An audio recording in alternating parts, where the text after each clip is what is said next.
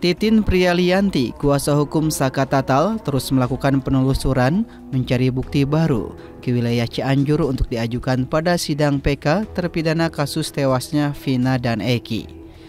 Bukti baru berupa dokumentasi pasca tewasnya Vina dan Eki di TKP ini didapat dari saksi Nasarudin, warga Gang Paaki, Desa Sukamanah, Kecamatan Karangtengah, Cianjur, Jawa Barat. Titin diajak Nasarudin untuk mencari bersama-sama handphone miliknya yang sudah selama 9 tahun handphone tersebut tak digunakan. Setelah melakukan pencarian hampir 1 jam, handphone tersebut akhirnya ditemukan, namun tidak bisa diaktifkan karena kondisi baterai handphone tersebut sudah rusak, karena sudah lama tidak digunakan. Sambil perhatiin orang itu, dari sebelah sana itu udah ada motor. Ada motor berjalan dari arah kota ke arah Sumber, itu berjalan itu bolak-belok atau zigzag ya, zigzag. Berapa orang itu? Itu 2 orang. Awalnya saya nggak tahu ya. Satu motor. Awalnya nggak tahu berapa orang, tapi begitu sudah kejadian kecelakaan baru tahu itu berdua boncengan. Menurut Nasarudin, sebelumnya foto-foto pasca kejadian tewasnya Vina dan Eki karena kecelakaan tersimpan di memori handphone tersebut. Nasarudin juga yakin foto-foto pasca kejadian masih ada. Nasarudin menceritakan, Vina dan Eki terpental dari motornya saat sedang menggunakan sepeda motor. Dan korban Vina saat itu masih sadar, namun korban Eki sudah tidak sadarkan diri.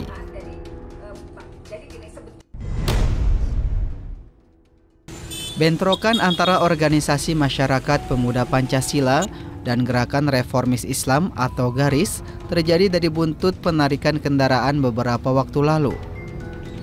Peristiwa itu bermula dari anggota Ormas Pemuda Pancasila sebagai debt collector yang menarik sepeda motor anggota Ormas GARIS. Tak terima motornya ditarik, puluhan anggota Ormas GARIS mendatangi kantor leasing dan mengambil kembali sepeda motor yang ditariknya, lalu melakukan pengeroyokan kepada salah satu anggota Ormas PP. Dari kejadian itu, Ormas Pemuda Pancasila melakukan aksi balas dendam dengan menyerang ke kantor sekretariat Ormas GARIS di Kota Paris Timur, Cikole, Kota Sukabumi hingga ada perusakan. Dari kasus tersebut, polisi mengamankan 7 orang pelaku hingga ditetapkan sebagai tersangka, 5 orang dari Ormas PP dan 2 orang dari Ormas GARIS.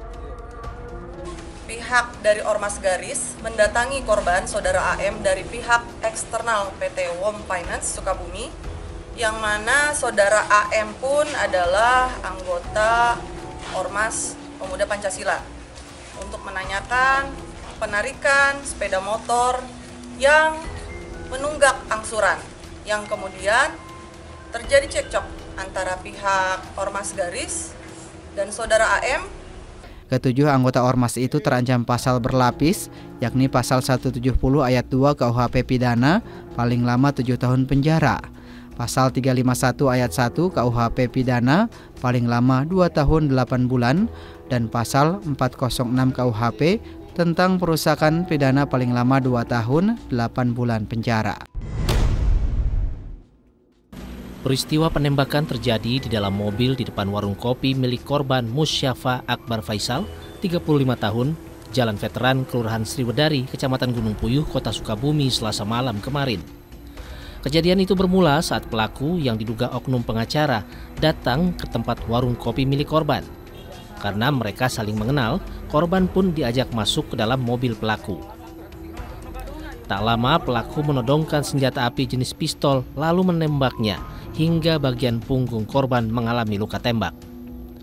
Korban mengaku tidak ada permasalahan dengan pelaku. Namun korban menyebutkan diduga pelaku dalam pengaruh minuman beralkohol. Akibat peristiwa tersebut, korban mendapatkan luka tembakan di punggung. Korban kini sudah mendapatkan penanganan medis di RSUD Syamsuddin SH Kota Sukabumi. Yang ini ada di bawah sana, turunlah sana. Saya di sini yang mana ramainya enggak, lagi sepi, baru ada 2 tembel berisi. Ini api di bawah itu lagi dangdutan ya. Iya omku, turunlah. Kalau lagi ini mah saya turun ke bawah ngobrol. Ngobrol biasa, yang ngobrolin curhat masyarakatnya lagi kondisinya juga lagi ngoperasi, lagi butuh biaya. Terus juga ngobrolin temen aku juga yang satu lagi, terus ngomongin juga ya gitu. Ada bahasanya sana kalau misalkan ini lu yang nyembuhin, udah nggak ada bisnisnya lah, nggak ada apa-apanya, cuma nu jadi rewas mah pas ngainin jatuh sih pelurunya teh, mobil teh posisinya teh saya kiri, dia di kanan gitu. Oh, peluru pistol rakitan. Iya ada, saya mah kan orang tabu teh nggak tahu apa-apa lah gitu tentang hal-hal yang kayak gitu mah. Berapa kali kan waktu itu di sekali. Kepolisian Resort Sukabumi Kota masih memeriksa sejumlah saksi dan masih mendalami alasan pelaku melakukan penembakan.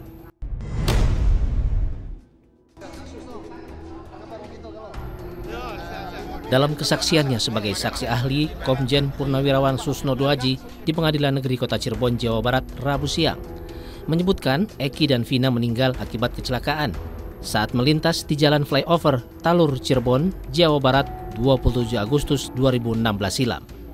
Menurut saksi ahli, bahwa dari hasil pemeriksaan Polsek Talun Polres Kota Cirebon, Jawa Barat, kasus meninggalnya Eki dan Vina Talun Cirebon akibat kecelakaan.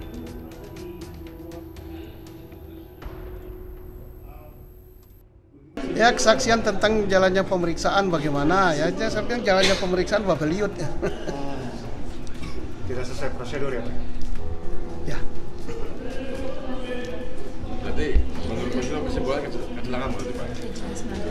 Ya kalau kecelakaan itu kesimpulannya udah lama gitu. Tinggal sekarang kan mendengar saya saksi di situ gitu kan. Artinya menguatkan bahwa kesaksian Bapak ini bahwa ini kecelakaan Pak ya? Bukan menguatkan, hanya menganggukkan kepala aja. Udah buronan benang euy. Buronan euy, benang euy. Dalam rekaman video amatir, tersangka yang bekerja sebagai supir angkutan kota ditangkap warga Sancang Garut saat tengah bersantai di pinggir pantai. Usai ditangkap warga, tersangka diserahkan ke petugas kepolisian. Tersangka nekat menganiaya istrinya hingga tewas karena diduga terbakar api cemburu. Barang bukti yang diamankan petugas satu bilah pisau yang diduga dipakai untuk menikam istrinya. Dengan ditunjukkan pisaunya. Punya sendiri terhadap istrinya yang kejadiannya di Kecamatan Buah Batu, khususnya di Jalan Siwastra. Jadi kronologisnya yaitu pada hari Rabu tanggal 11 September 2024 pukul 16.00 terjadi penganiayaan dan pembunuhan termasuk kekerasan dalam rumah tangga yang mengakibatkan matinya korban yang dilakukan oleh tersangka atas nama DJ yang merupakan suami sah dari korban, Saudari Siti Oktaviani. Guna mempertanggungjawabkan perbuatannya, tersangka kini diamankan di sel tahanan Polrestabes Bandung, terancam pasal 338 atau 351 ayat 3 KUHP Pidana, ancaman hukuman 15 tahun penjara.